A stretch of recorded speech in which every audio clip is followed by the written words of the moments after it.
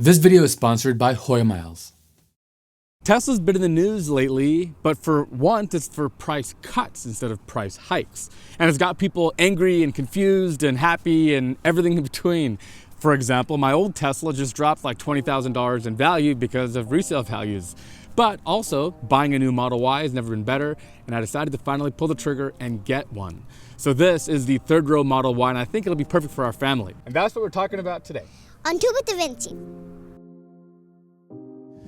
All right, so the reason why we went with the Y is I believe it's close enough to an SUV to get the job done, and it has that third row, and we're gonna do a little test to see just how practical it actually is. Okay, here I am 6 feet tall, and I'm in the front, so I've got plenty of room. I could even probably move up a little bit, but I'm sitting back.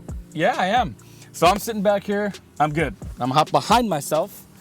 Here we go, into the second row. Still very roomy. I could sit back here on a long road trip just fine. Room for the knees and the head and all that is fine. Finally, there's the third row. I got my guys back here. One big difference between when I bought my 3 and this Y is I have 2 kids now. Ray, how you guys doing back there, Rems? So, Good. There's room here for the ISOFIX points for 2 car seats. We've got one here. Ray, Remy, stand up and say hi to the camera back here. And this is not gonna be common. We're gonna normally have these in the front row. But let's say my mom and dad came to visit, my wife's family. We could put the car seats back here, both of our kids, and then we have a true 7-seater, and there's plenty of room. But Remy, I'll trade you places. You sit in front, I'm gonna get back here and see if I fit. How does that sound? Cool, let's do it. Let's hop out. Getting back here is not easy. Again, this is not a proper SUV. It's just kind of a close enough SUV. All right. Okay, now, for the moment of truth. Here we go. Okay, I'm fitting back here. My knees, I don't know if you can capture that. They're kind of touching. And as far as shoulder room, I'm pretty close to that car seat. And I'll tell you, this glass is gonna be tricky. All right, door down test. Okay, the door's down. Do I fit? No, I would have to slouch like this to fit back here. And we knew this going and we're not surprised. We made this video a couple years ago. This is not a 7 adult SUV. What? Half of why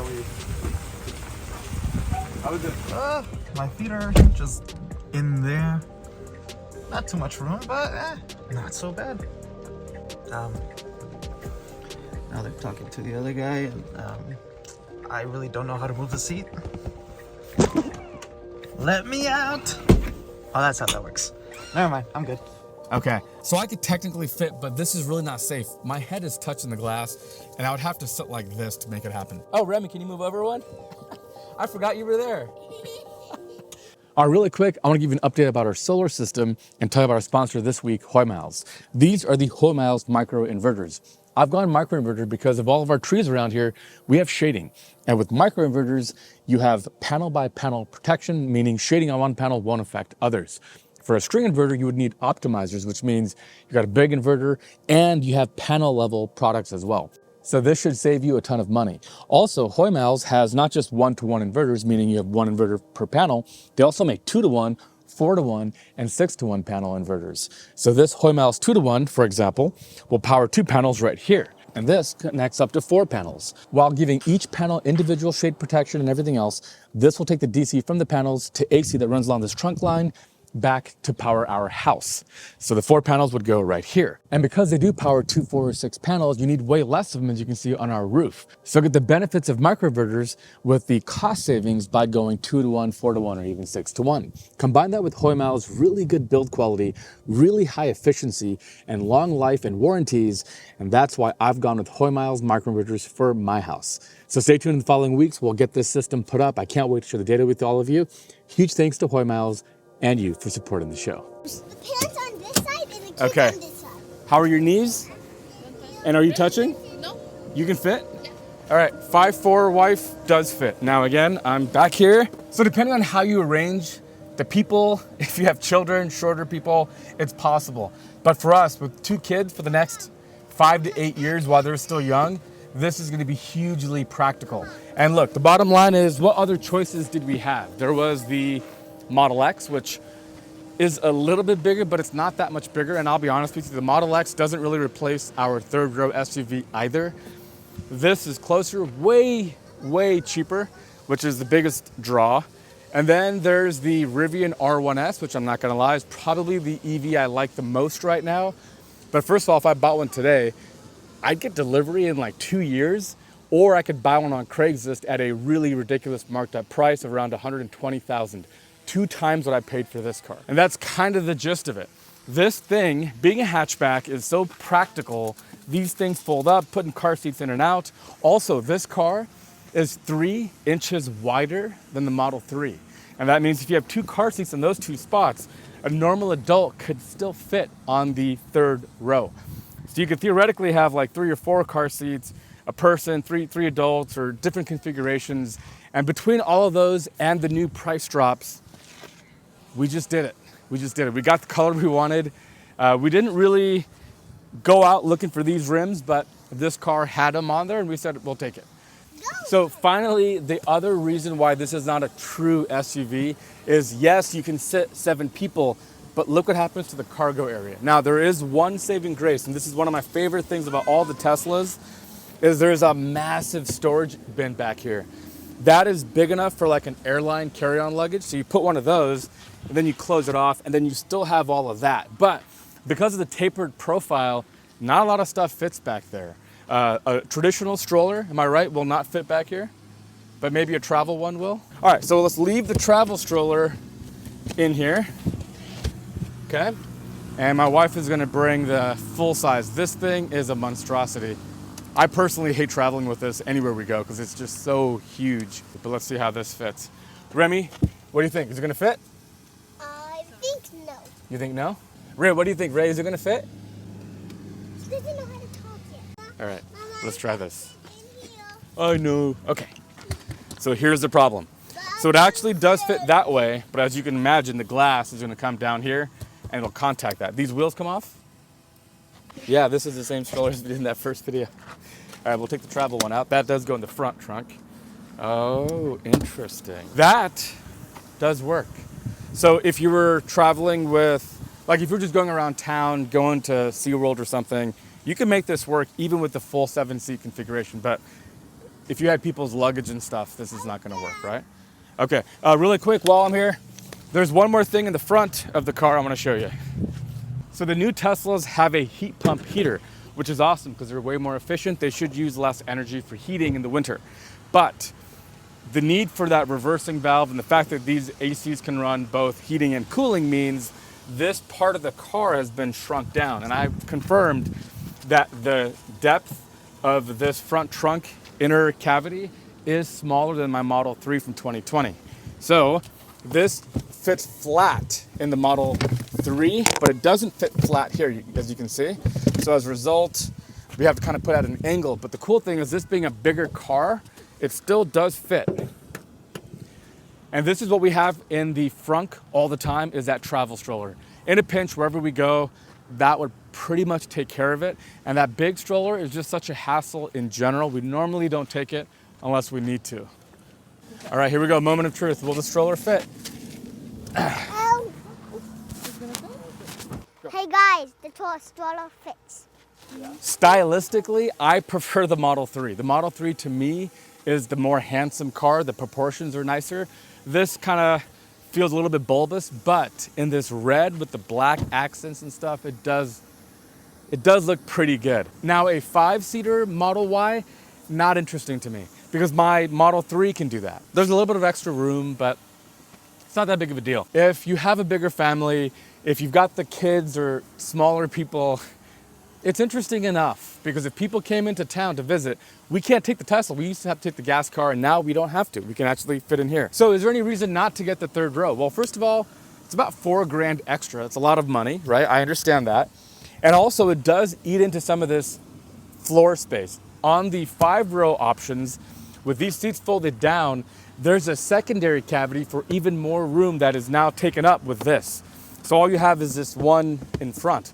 But it is still so massive that it's decently practical. What do you think? I like it. I think this might be the best family EV you can buy. Couple reasons why. The prices are now, I think, more in line with what I think it's worth.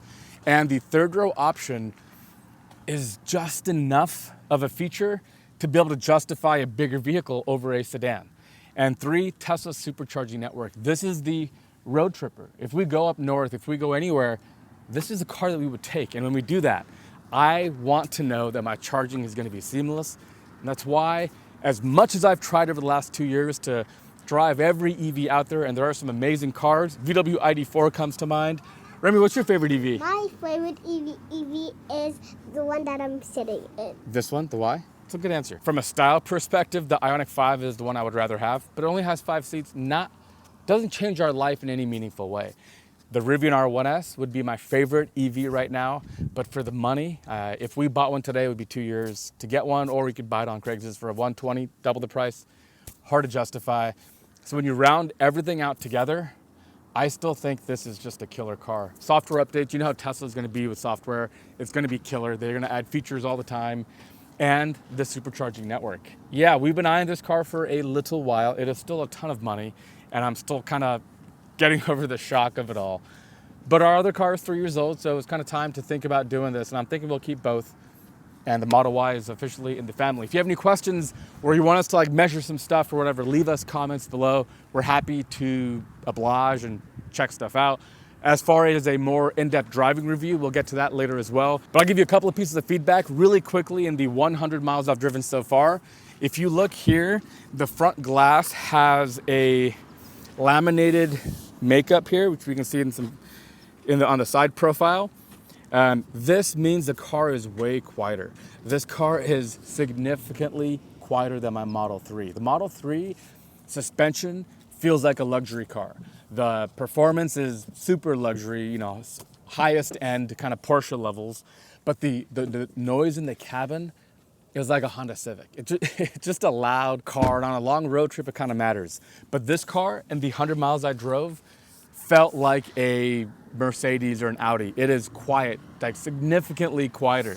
And combined with the much quieter interior cabin is the sound system. Compared to my 2020, this thing sounds incredible. It's vastly improved. This might not be a Y thing, it might be all their new Tesla cars, I'm not sure, but it sounds fantastic, especially when you couple it with the quieter ride. And then there's a lot of the little refinements that Tesla's been making over the years. I mentioned the heat pump heating, which should make for a more efficient car. There's the nice charging pads and heated steering wheel I think I saw. And just overall, I think it takes everything I loved about my Model 3 and makes it family size, right? The reason I want to keep the Model 3 Performance is, for me as a daily driver, no contest. This car is higher up off the ground. There's more body roll. It's not for me. I'm a sedan, sports sedan kind of guy. So the Model 3 Performance is going to be the car that I have most of the time, probably no car seats. And then this will be the car that these guys are going to be riding around in, right?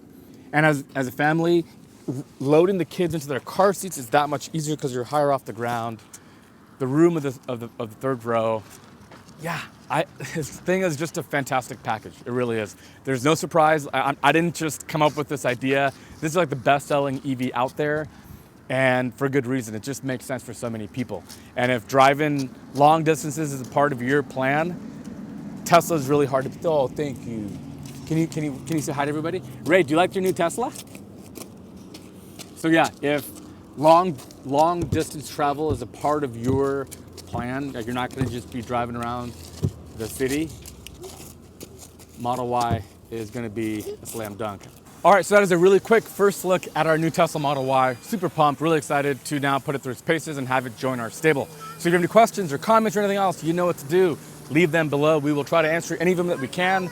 There's going to be a lot of interest, I know, because of the new pricing, and I think it just lines up perfectly with what I think this car is worth. So yes, we'll talk to you guys soon. Everybody, come on, let's get out of here before it starts to rain too much. Welcome to the Roy family here. My sons, Remy and Ray, my wife, Claudia. Thank you guys so much for watching. It was our idea to make this video about a year ago when we first drove it. And that video has like 600,000 views, so hopefully this adds a little more value. I'm Ricky with Vinci. We'll catch you guys next week. Don't forget to subscribe.